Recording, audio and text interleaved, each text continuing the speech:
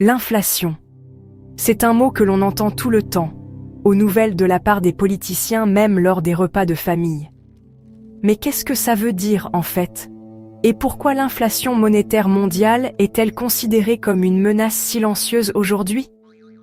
Depuis que la Covid-19 a bouleversé le monde, suivi par la guerre en Ukraine et les tensions géopolitiques croissantes, nous vivons tous des niveaux d'inflation que nous n'avons pas vus depuis des décennies. Alors, décomposons ce qui se passe réellement. Premièrement, qu'est-ce que l'inflation monétaire? Pensez-y comme votre argent qui perd lentement de sa valeur au fil du temps. Quand il y a plus d'argent en circulation, mais pas d'augmentation réelle des biens ou des services, chaque dollar, euro ou yen ne va tout simplement pas aussi loin. Vous le voyez dans l'augmentation des factures d'épicerie, des loyers plus élevés, et, si vous avez voyagé récemment, une monnaie locale plus faible. Alors, qu'est-ce qui cause tout ça? Commençons par les banques centrales.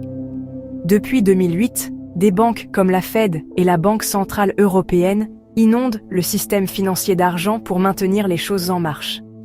Cet assouplissement quantitatif était censé aider, mais il a fait exploser la quantité d'argent sans créer plus de choses à acheter. Puis est venue la pandémie.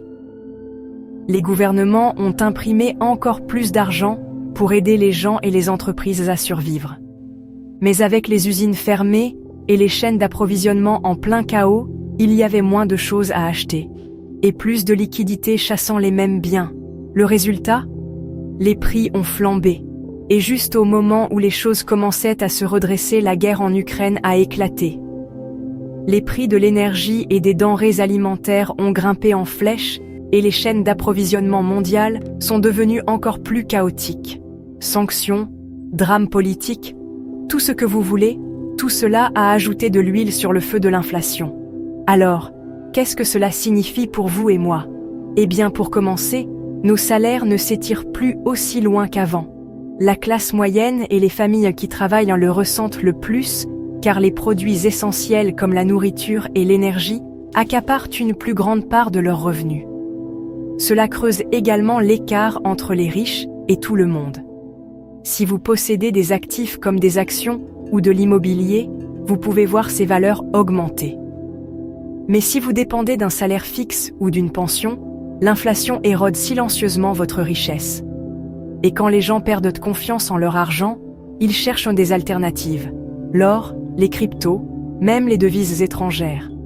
Cela peut secouer les économies et parfois même déclencher des troubles sociaux. Alors, pouvons-nous y remédier? Les banques augmentent les taux d'intérêt pour ralentir les choses, mais cela peut entraîner des récessions.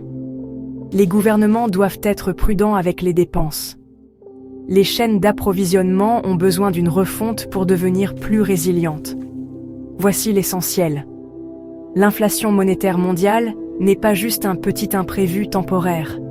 C'est le résultat d'années d'argent facile, de chocs économiques et de déséquilibres profonds. La comprendre est la première étape pour y faire face, que vous gériez vos propres finances ou que vous pensiez à la situation dans son ensemble. L'inflation est là. La vraie question est, comment allons-nous y faire face ensemble?